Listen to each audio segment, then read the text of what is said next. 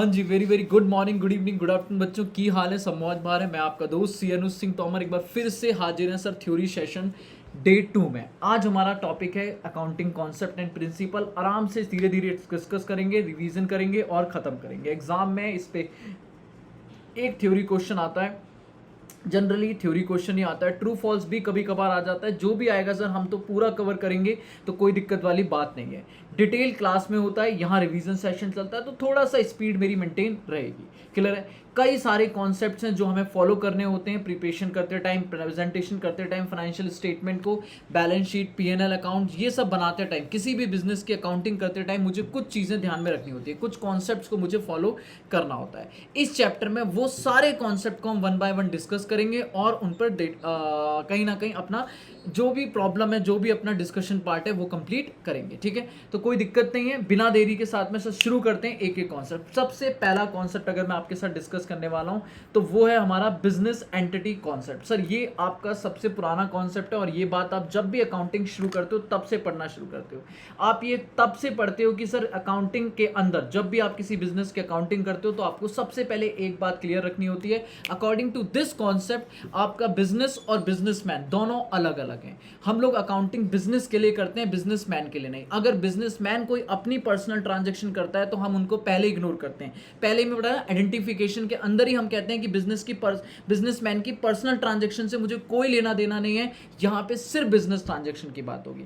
तो business entity concept कहता है कि सर बिजनेस और बिजनेसमैन अकाउंटिंग पर्पस के लिए अलग है, भले ही लीगल पर्पस के लिए सेपरेट लीगल एंटिटी ना हो, बट अकाउंटिंग पर्पस के लिए इट इज ऑलवेज अज्यूम्ड कि भैया वो सेपरेट लीगल एंटिटी है और हम जो अकाउंटिंग कर रहे हैं वो किसके लिए कर रहे हैं? बिजनेसमैन के लिए नहीं, बिजनेस के लिए कर रहे हैं। बिजनेसमैन का काम है इतना कि भैया पैसा लगाओ, पैसा निकालो और दैट इज अपना बिजनेस की ट्रांजैक्शन को कंडक्ट करो। क्लियर है? तो यहां पर नॉर्मल है। अकॉर्डिंग टू दिस कॉन्सेप्ट हम कहते हैं business is treated as separate and distinct person from its owner. उसके मालिक से बिल्कुल अलग ट्रीट किया जाता है। लीगल पर्पस के लिए हो सकता है कि आप बिजनेस एंटिटी और ओनर को एक मान लो, बट अकाउंटिंग पर्पस के लिए आप दोनों को अलग अलग मान के चलोगे। जब भी अकाउंटिंग रिकॉर्ड बनाते हो तो बेटा आप रिकॉर्ड जो बनाते हो, अकाउंट्स जो बनाते हो, वो इस पॉइंट ऑफ व्यू से बनाते हो कि आप बिजनेस के लिए काम कर रहे हो, अकाउंटिंग बिजनेस के लिए हो रही है, ना कि ओनर के लिए।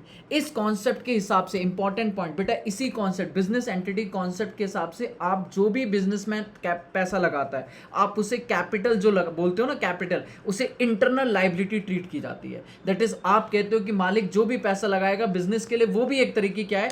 लाइबिलिटी है। कि भैया enterprises is liable to the owner for capital invested made by owner. जो भी पैसा वो लगा रहा है उसे हम इंटरनल लाइबिलिटी या रिस्क कैपिटल बोल के चलते हैं। क्लियर है? तो ये बहुत बेसिक कॉन्सेप्ट है बिजनेस एंटिटी कॉन्सेप्ट। याद इतना रखना है कि बिजनेस और बिजनेसमैन अलग अलग होते हैं। अकाउंटिंग बिजनेस के लिए होती है, बिजनेसमैन से कोई लेना देना नहीं है। बिजनेसमैन जो भी पैसा लगाएगा बिजनेस उसे ट्रीट करेगा एज अ इंटरनल लाइबिलिटी, भले ही उसे कैपिटल बोलते हैं, तभी तो हम लिखते हैं लाइबिलिटी साइड में। The second concept is money measurement concept. Sir ये कॉन्सेप्ट भी आपको बेसिक डेफिनेशन में ही कवर हो जाता है कि जब भी हम अकाउंटिंग की बात करते हैं तो हम नॉन मॉनिटरी आइटम्स की बात नहीं करते, हम क्वालिटेटिव इंफॉर्मेशन को अकाउंट्स में रिकॉर्ड नहीं करते।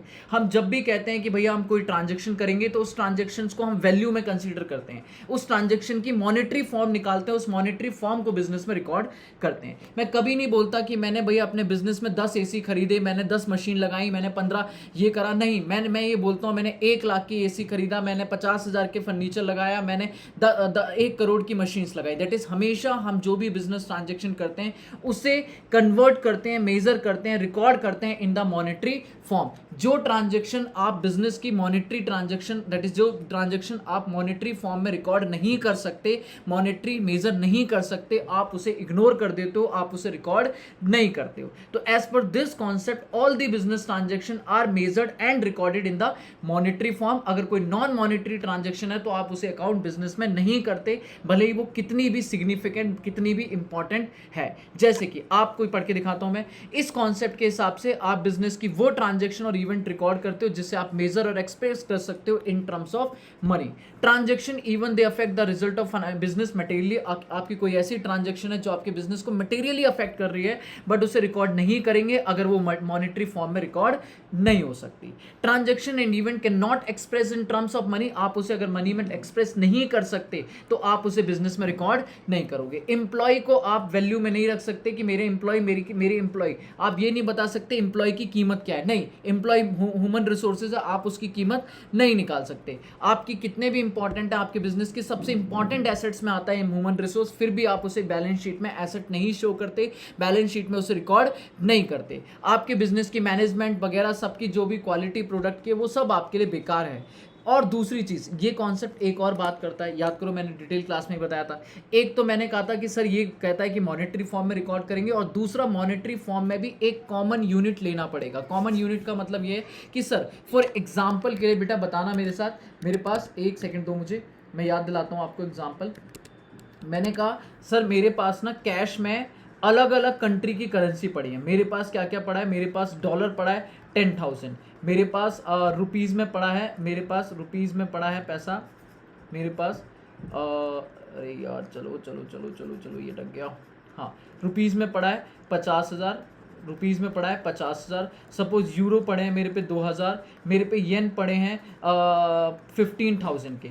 अब मैं आपसे पूछता हूँ बेटा मेरे पे ये सारी करेंसी पड़ी है, तो क्या आप मुझे बता सकते हो कि मेरे पास टोटल कैश कितना है?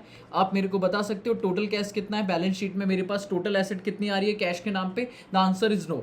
आपको इन्हें कन्वर्ट करना पड़ेगा एक यूनिट में, एक मेजर्ड एक कॉमन यूनिट में आपको इन्हें कन्वर्ट करना पड़ेगा, और वो क्या है? In terms of rupees. अगर आप इंडियन अकाउंटिंग की बात कर रहे हो तो आप इंडियन करेंसी में सबको कन्वर्ट करोगे और इंडियन करेंसी में शो करोगे। तो ये बात यहाँ पे लिखी हुई है सर, ध्यान से देखो, ये बात यहाँ पे लिखी है कि सर आप जब भी ट्रांजैक्शंस को मॉनिटर करोगे, मेजर करोगे, तो आप उसे करेंसी में लोगे ऑफ द रूलिंग कंट्री। जो भी आपकी कंट्री जिस कंट्री में आप इनकॉर्पोरेट हुए, स्टैब्लिश हुए, उस कंट्री की करेंसी में आप ट्रांजैक्शंस को मॉनिटरी में रिकॉर्ड करोगे। ठीक है, द सेकेंड कॉन्सेप्ट, यहाँ पे नॉर्मल बातें हैं। उसके बाद accounting period and periodicity concept. ठीक है बेटा, मैं थोड़ा सा स्पीड मेंटेन रखूंगा, रीजन इज क्योंकि ये हमने डिटेल में करा हुआ है, और रिवीजन में मैं कोशिश करूंगा सारी रीडिंग कराने की, आपको कॉन्सेप्ट को क्लियर करने की। बट एडवाइस ये रहेगी कि एक रीडिंग आप भी लेके चलेंगे। अगर आपके पास ये नोट्स नहीं है तो मुझे व्हाट्सअप कर दो, ठीक है, आप व्हाट्सअप करके कर सकते हो। ये रहा मेरा नंबर, यहाँ पे लिखा हुआ है, तो कोई टेंशन वाली बात नहीं है। ठीक है,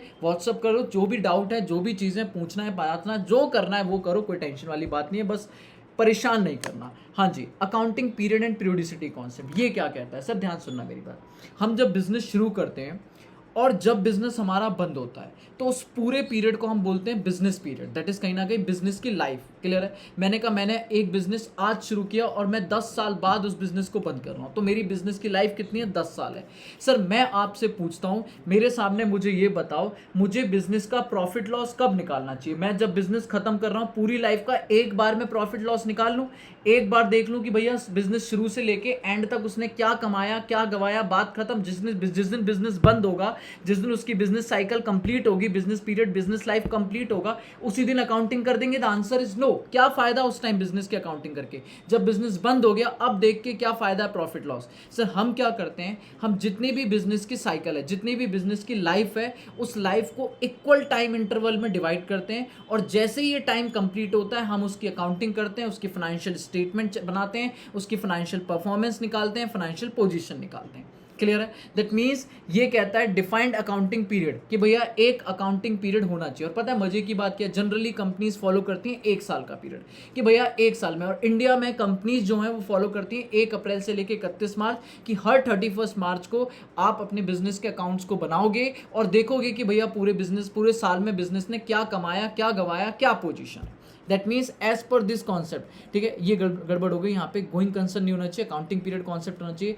कह रहा है indefinite life of the entity is assume. ठीक है, अच्छा हाँ ठीक है, ये बात ठीक है। अभी गोइंग कंसर्न बताऊंगा। गोइंग कंसर्न के हिसाब से हम ये अज्यूम करते हैं कि बिजनेस चलता रहेगा। अभी बात सुनना, इस कॉन्सेप्ट के हिसाब से क्या है कि हम बिजनेस की पूरी लाइफ को डिवाइड करते हैं इक्वल टाइम इंटरवल में, to know the financial performance and position at a regular interval पर। एक रेगुलर इंटरवल पे हम उसका फाइनेंशियल परफॉर्मेंस और पोजीशन ढूंढने के लिए। और इस कॉन्सेप्ट के हिसाब से अकाउंट प्रिपेयर किया जाता है आफ्टर ईयर पीरियड, 1 साल के बाद, ना कि बिजनेस की लाइफ के एंड में।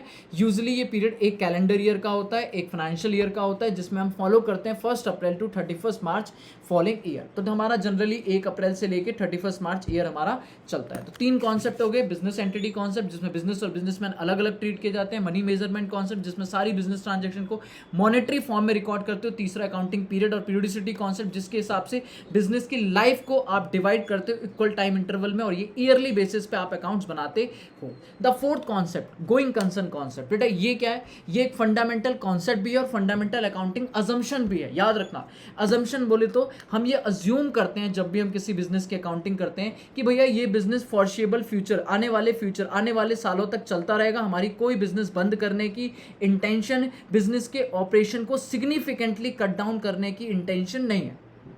क्लियर है, ना बिजनेस बंद करने की इच्छा है, ना बिजनेस के जो बिजनेस का मेजर पार्ट है उसको कम करने की इच्छा है। हमारा बिजनेस चलता रहेगा, कोई टेंशन वाली बात नहीं है। सर अगर नहीं चलेगा, सोचो मैं अगले साल बिजनेस बंद करने वाला हूं, तो बेटा फिर हमारी अकाउंटिंग थोड़ी अलग होने वाली है। फिर हम जो अकाउंटिंग अभी पढ़ रहे हैं ना, जो अकाउंटिंग हमने सीखी है उस तरीके की अकाउंटिंग नहीं होगी। तो इस कॉन्सेप्ट के हिसाब से ये माना जाता है कि आप जब बिजनेस की स्टेटमेंट बनाते हो तो ये अजम्पशन लेते हो कि बिजनेस कंटिन्यू रहेगा फॉर फॉरसेबल फ्यूचर, जब तक आप बात कर सकते हो तब तक। और ये माना जाता है कि बिजनेस की कोई इंटेंशन नहीं है, ना ही बिजनेस को बंद करने की, ना ही मटेरियल स्केल ऑफ ऑपरेशन को कट करने की।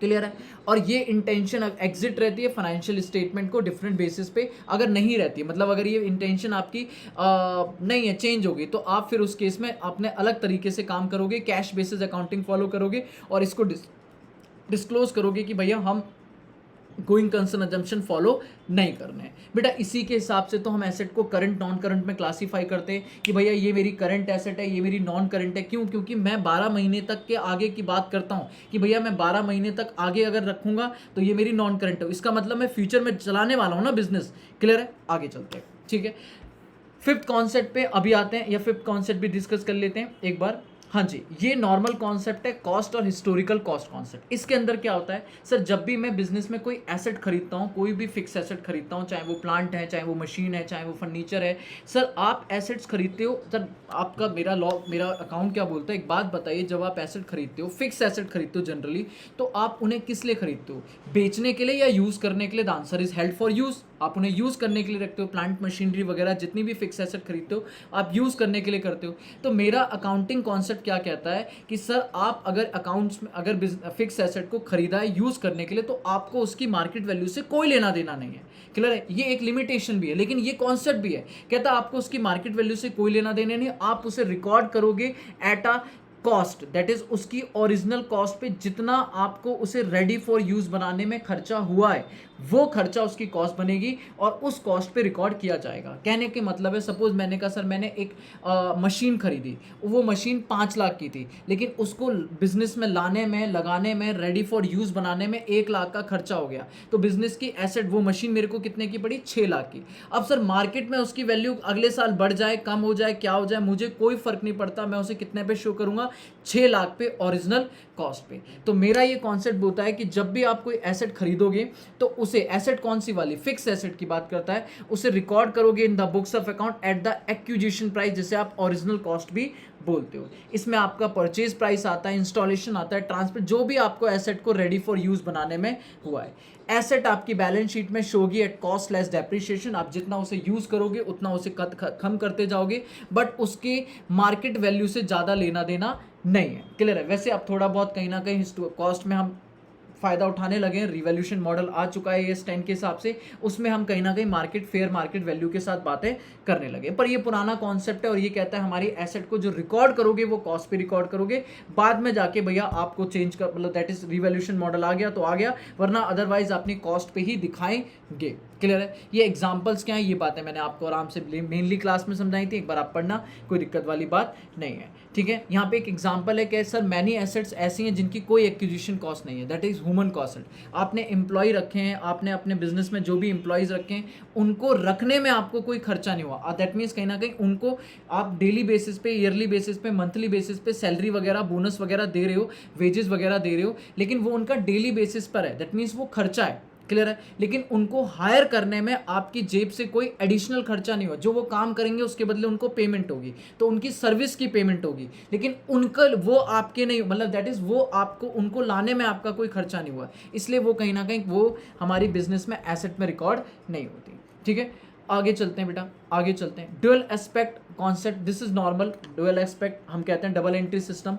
अकाउंट्स डबल एंट्री पे टिका हुआ है। जब भी आप अकाउंटिंग की बात करते हो तो कोई भी ट्रांजेक्शन होगा उसके दो ट्रीटमेंट होंगे, क्लियर है। एक डेबिट होगा तो एक पक्का पक्का क्रेडिट होगा, क्लियर है। ये हमारी अकाउंट्स की मेन कॉन्सेप्ट है कि भैया हमारा अकाउंटिंग शुरू ही होता है डबल एंट्री सिस्टम पे। बचपन में पढ़ते थे accounting question, asset equal to liability plus capital. क्यों? क्योंकि हर चीज के कम से कम कितने इफेक्ट होंगे? दो, एटलीस्ट टू इम्पैक्ट होंगे। Sir every transaction has at least to expect. अगर एक डेबिट हो रहा है तो पक्की पक्की बात है एक क्रेडिट होगा। इसे हम डबल एंट्री सिस्टम भी कहते हैं, क्लियर है। The next concept is consistency. बेटा नाम से ही बात आ रही है। सर हम जो भी अकाउंटिंग कॉन्सेप्ट प्रिंसिपल मेथड लेते हैं, मेरी अकाउंटिंग कहती है कि भाई आप हर साल चेंज नहीं करोगे। दैट मीन्स एक बार आप कोई भी अकाउंटिंग प्रिंसिपल कॉन्सेप्ट मेथड आप उसे सिलेक्ट करोगे और हर साल आप उसे कंसिस्टेंटली फॉलो करोगे। जैसे कि मैं एग्जांपल देता हूँ कि मैंने मशीन खरीदी, मैंने कहा सर इस पर चार्ज करूंगा डेप्रिसिएशन पहले SLM मेथड से, फिर अगले साल WDV लगा दिया, फिर SLM WDV SLM WDV।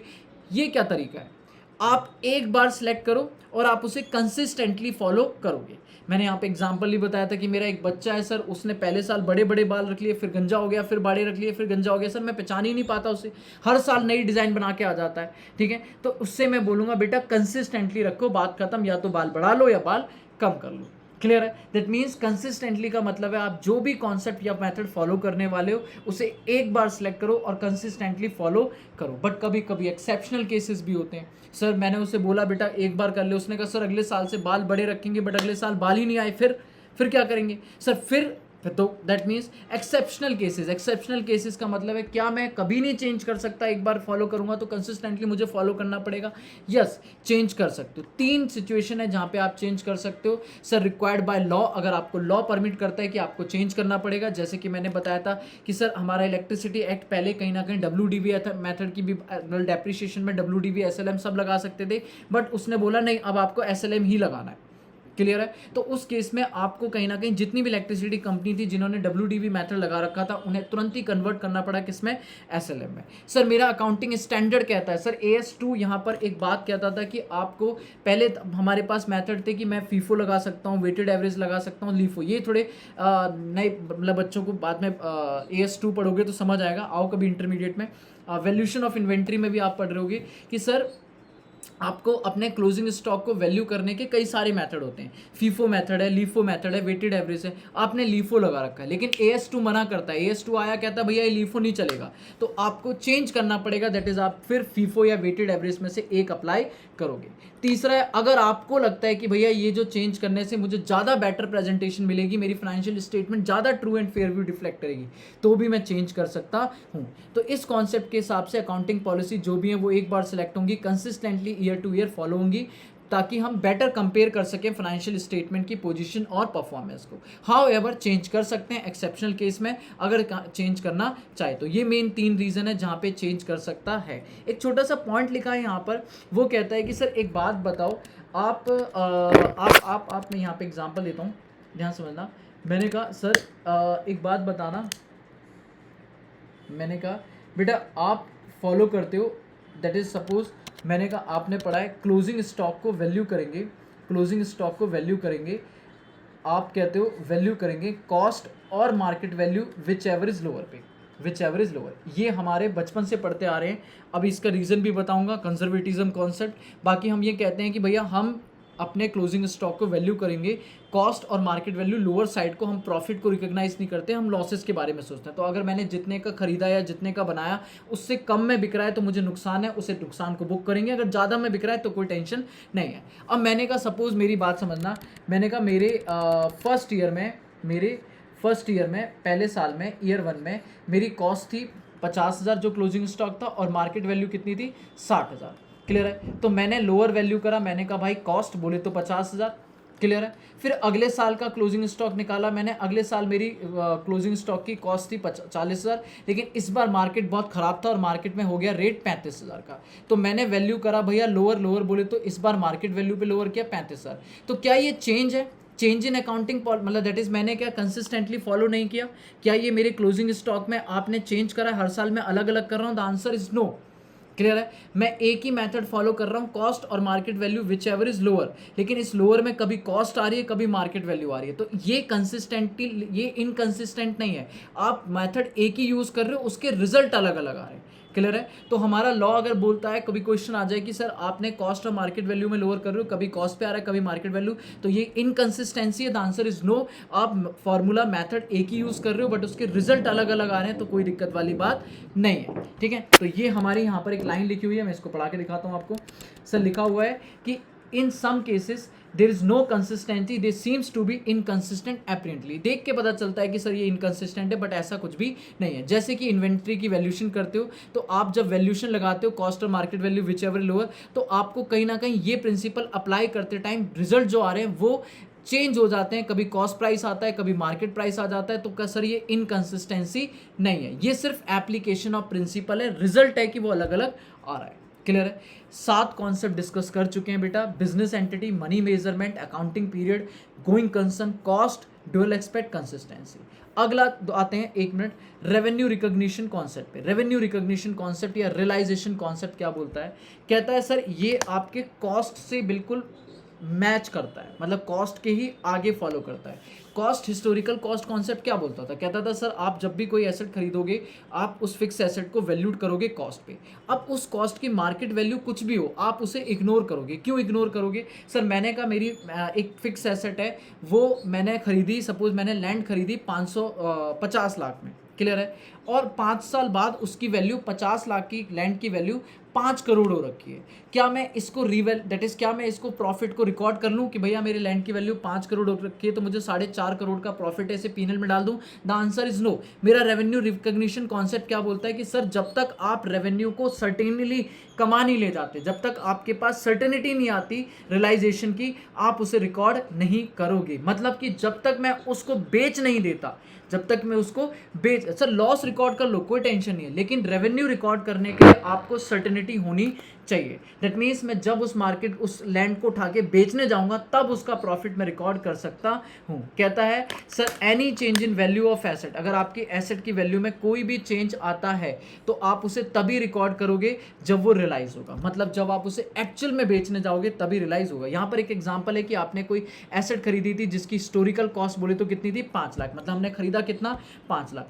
आज उसकी मार्केट में वैल्यू लगाया जाए 15 लाख है, लेकिन आप उसे रिकॉर्ड नहीं करोगे क्योंकि देयर इज नो सर्टेनिटी कि भैया ये such change is not counted unless कि भैया ये सर्टेनिटी ना आ जाए कि भैया ये चेंज जो है ये हमारे लिए रिकॉग्नाइज हो चुका है, मतलब रियलाइज हो चुका है, तब तक आप इसे रिकॉर्ड नहीं करोगे। तो इन्होंने यहीं पर एक एग्जांपल दिया है कि सर आप इसको भले ही रीवैल्यू भी कर दो, इसको रीवैल्यू भी कर दो, तब भी इसे पीएनएल में डालोगे, आप इसे सिर्फ रिजर्व में रिवैल्यूएशन रिजर्व ध्यान दोगे। अगर आपको याद करूं तो डेप्रिसिएशन चैप्टर में भी मैंने बताया था, नहीं देखा है तो बेटा रिवीजन में पढ़ा हुआ है, देखो जल्दी से वहां पे जाके, कि अगर आप एसेट को रीवैल्यू करते हो तो डाउनवर्ड रीवैल्यू करोगे, अगर लॉस की तरफ करोगे तो पीएनएल में डाल दो, लेकिन अगर अपवर्ड रिवैल्यू करोगे तो आप उसे पीनल में नहीं डाल सकते, आप उसे रिजर्व में डालोगे जब तक कि आप उसे रियलाइज नहीं कर देते। तो ये रिवैल्यूएशन रिजर्व जो क्रिएट हो रहा है, ये क्यों क्रिएट हो रहा है? Because of revenue recognition concept. Revenue recognition concept इतना सी बात कहता है कि लॉसेस को छोड़ो, आप रेवेन्यू को तब रिकॉर्ड करोगे जब वो एक्चुअली में सर्टेनिटी आ जाएगी कि भैया ये रियलाइज हो गए हैं, कोई टेंशन वाली बात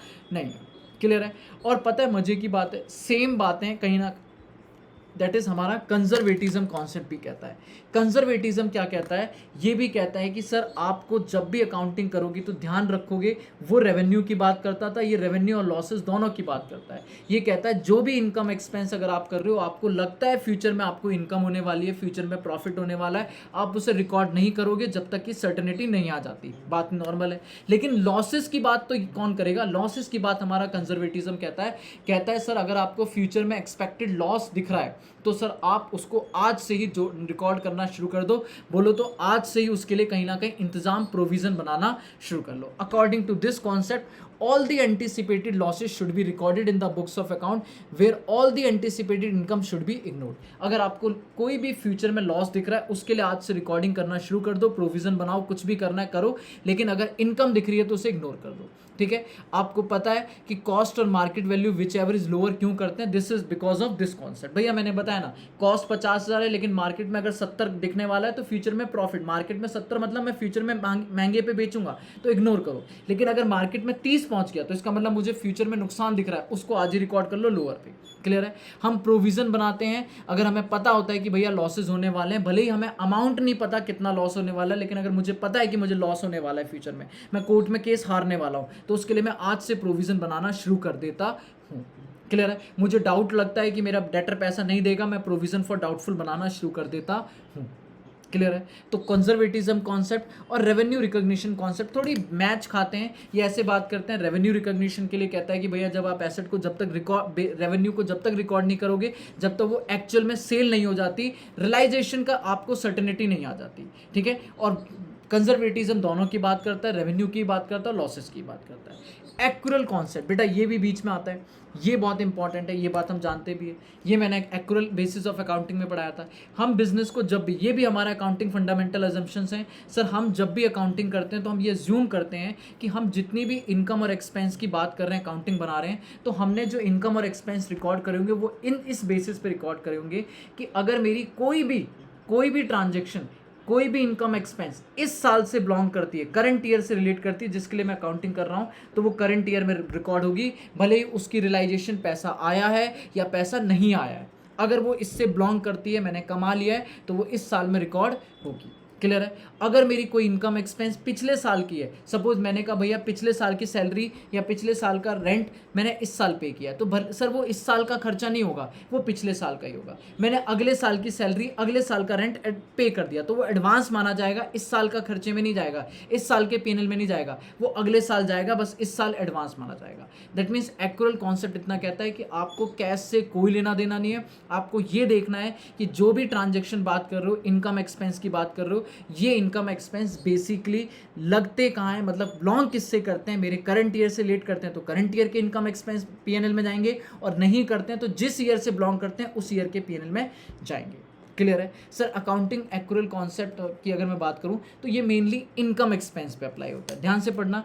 कह रहा है under accrual concept the effect of transaction और other event are recognised on mercantile basis, mercantile basis बेटा accrual basis, when they occur, जब वो अकर होते हैं, नॉट एज कैश रिसीव्ड और पेड, जब कैश आता है या जाता है तब नहीं, जब वो होते हैं, and they recorded in accounting record और reported in the financial statement of the period to which they relate, जिस ईयर से वो रिलेट करते हैं उस ईयर की फाइनेंशियल स्टेटमेंट में उन्हें रिकॉर्ड किया जाता है, रिपोर्ट किया जाता है।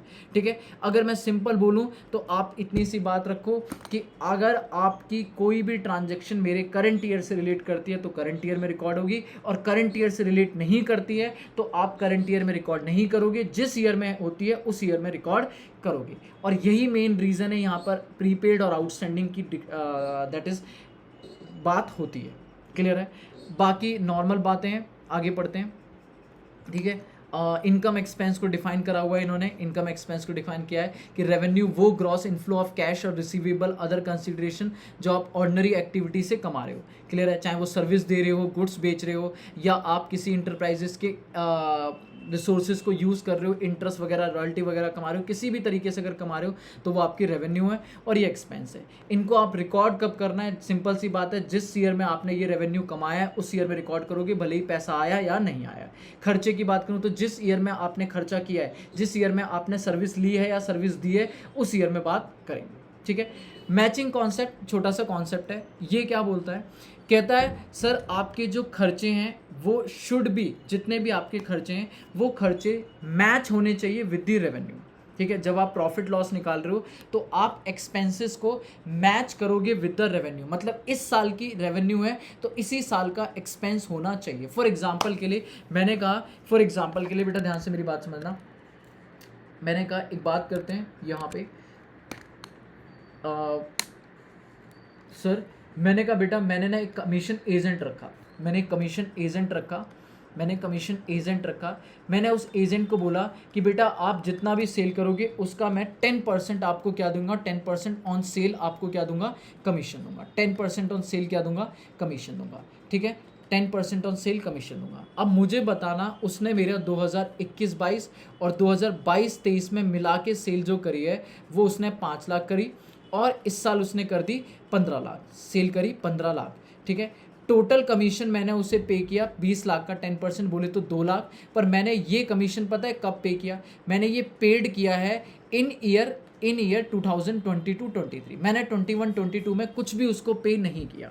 क्लियर है? अब ये बताओ, क्या ये जो कमीशन का खर्चा है जो आपका 10% सेल का है, क्या ये 2 लाख का खर्चा 2022-23 का है, 2021-22 का है, या दोनों सालों का है? दोनों सालों का है भाई। आपने इस खर्चे से जो कमाई करी थी, वो आपने 5 लाख की कमाई यहाँ पे करी है और 15 लाख की कमाई यहाँ पे करी। तो आप बोलोगे भैया एक्सपेंस मैच होने चाहिए रेवेन्यू से, तो 50,000 का कमीशन का खर्चा यहाँ जाएगा और 15 लाख में 1.5 लाख का खर्चा यहाँ जाएगा।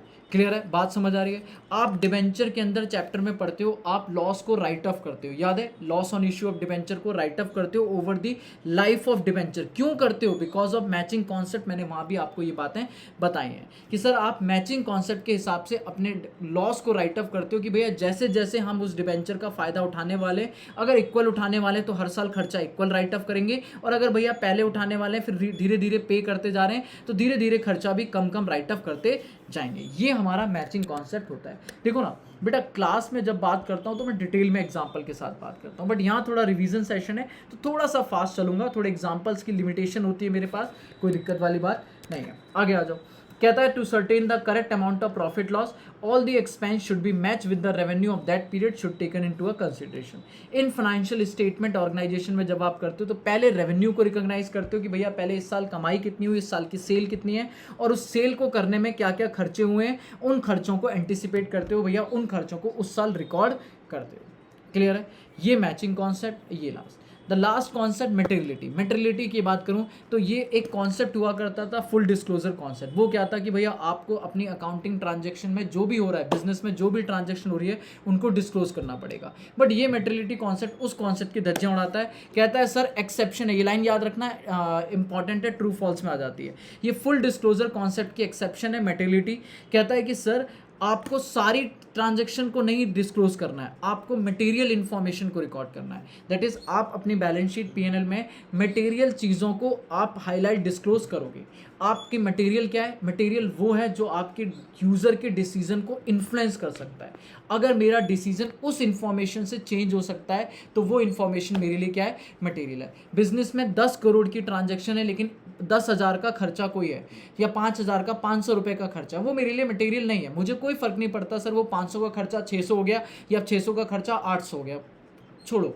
क्लियर है? लेकिन कोई 5 लाख की चीज़ 10 लाख की हो गई, ये मेरे लिए मटेरियल करता है। दैट मीन्स कहीं ना कहीं अगर मैं कहूँ कि सर अगर मेरे डिसीजन को इम्पैक्ट डाल सकता है तो वो इन्फॉर्मेशन लिए मटेरियल है और मैं उसी को अलग से सेपरेटली डिस्क्लोज करूँगा। कहता है according to the material principle all the item having significant economic effect on the business of the enterprises should be disclose in the financial statement. और अगर कोई इनसिग्निफिकेंट है जिसकी वजह से सिर्फ और सिर्फ कहीं ना कहीं अकाउंटेंट का काम बढ़ रहा है, उसे आप रेलिवेंट यूजर के लिए नहीं है तो आप उसे डिस्क्लोज नहीं करोगे फाइनेंशियल स्टेटमेंट में। ठीक है? ये वैसे सब्जेक्टिव टर्म है बेटा, जजमेंट टर्म है कि आपके लिए क्या मटेरियल है और क्या मटेरियल नहीं है। रट्टा नहीं लगा सकते कि भैया ये चीज़ इन्फॉर्मेशन मटेरियल है और ये इन्फॉर्मेशन मटेरियल नहीं है। ठीक है? बस अगर आपको चीज़ें इन्फॉर्मेशन ऐसी है जो आपके डिसीजन को इम्पैक्ट कर सकते हैं तो वो आपके लिए क्या है? मटेरियल, और आप उससे डिस्क्लोज करना है। जैसे कि यहाँ पर एग्जाम्पल है कि स्टेशनरी परचेज करा है, वो हो सकता है कि भैया फुल्ली एक ही साल में डाल दें। आप बोलो कि भैया मैंने ये कैलकुलेटर खरीदा 100 रुपये का, इसकी लाइफ 10 साल है, तो क्या मैं इसे एसेट में थोड़ी ना शो करूँगा? मेरे लिए मटेरियल नहीं है। क्लियर है? तो मैं उठा के सीधा स्टेशनरी का खर्चा पीएनएल में डालूंगा, भले ही लाइफ इसकी ज़्यादा है। क्लियर है? क्योंकि ये खर्चा मेरे लिए बहुत कम है। ठीक है? ओके। तो ये हमारे यहाँ पे डिस्कस हुए, ख़त्म हुए कॉन्सेप्ट। इनमें 3 हमारे फंडामेंटल अकाउंटिंग अजम्पशन है, याद रखना। गोइंग कंसर्न, कंसिस्टेंसी और एक्यूरल। क्या मतलब है इनका? सर आप जब भी किसी बिजनेस की अकाउंटिंग करते हो तो आपके दिमाग में हमेशा ये अजम्पशन रहती हैं कि ये 3 चीज़ें तो टनाटन चल रही होंगी। बिजनेस गोइंग कंसर्न पे काम करेगा, जो भी पिछले साल की अकाउंटिंग प्रिंसिपल या मेथड्स से वो इस साल भी फॉलो हुए होंगे, और इसने बिजनेस में एक्यूरल बेसिस पे काम करा होगा, कैश बेसिस नहीं काम किया होगा। अगर इन तीनों में से कोई भी अजम्पशन कोई बिजनेस फॉलो नहीं कर रहा है तो उसके लिए आपको क्या करना पड़ता है? उनको अगर फॉलो नहीं हो रहा है तो आपको डिस्क्लोज करना पड़ता है, बताना पड़ता है अकाउंट अकाउंट्स में बताओगे कि भैया हमने गोइंग कंसर्न फॉलो नहीं हो रहा है इसलिए हमारी अकाउंटिंग चेंज हो गई, हमने इस पॉलिसी में चेंज करा है, कंसिस्टेंटली फॉलो नहीं करा है, या हम accrual basis of accounting follow नहीं कर रहे हैं, कैश बेसिस पे काम कर रहे हैं। आपको ये बातें डिस्क्लोज करनी पड़ेंगी। अगर आप कंसिस्टेंटली फॉलो कर रहे हो अकाउंटिंग अजम्पशन को तो आपको डिस्क्लोजर देने की जरूरत नहीं है। इस पर बहुत ट्रू फॉल्स बनता है कि क्या हम फंडामेंटल अकाउंटिंग अजम्पशन को कंसिस्टेंटली फॉलो कर रहे हैं, उनमें कोई भी चेंज नहीं है तो क्या डिस्क्लोजर देना है? The answer is no. और अगर उनमें कोई चेंज है, अगर आप उन्हें फॉलो नहीं कर रहे हो तो आपको सेपरेट डिस्क्लोजर देना पड़ेगा। बस इतना सा चैप्टर है। बाकी आपके लिए क्वालिटेटिव इंफॉर्मेशंस वगैरह ये आप एक जस्ट रीड लेना, ठीक है।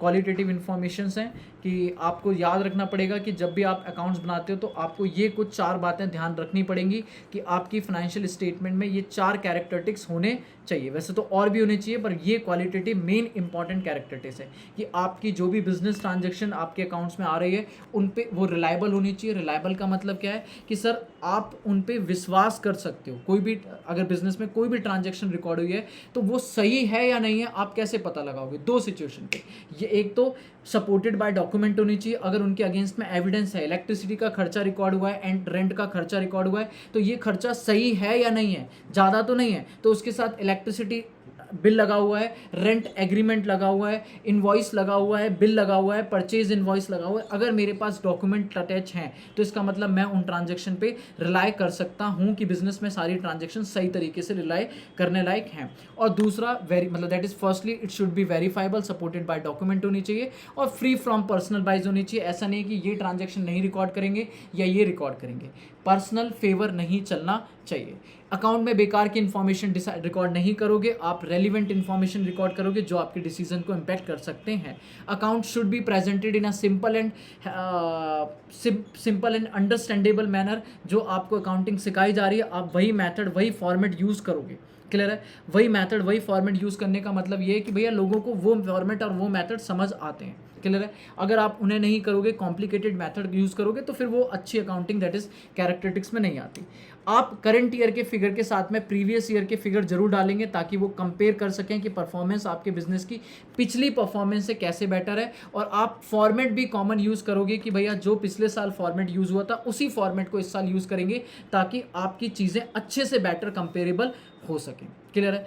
और भी इंफॉर्मेशन है बट पॉइंट इज ये ज़्यादा इंपॉर्टेंट नहीं है इसलिए मैंने जल्दी से रीड करा। बस आपको ये 4 कैरेक्टरिस्टिक्स याद रखने पड़ेंगे इंपॉर्टेंटली। कई बार एक क्वेश्चन आ जाता है कि भैया अकाउंटिंग की क्वालिटेटिव कैरेक्टरिस्टिक्स क्या है, तो 4 है। रिलायबली, आप उन पर रिलायबल कर सकते हो, रेलिवेंस होनी चाहिए, अंडरस्टैंडेबिलिटी होनी चाहिए और कंपेरेबिलिटी होनी चाहिए।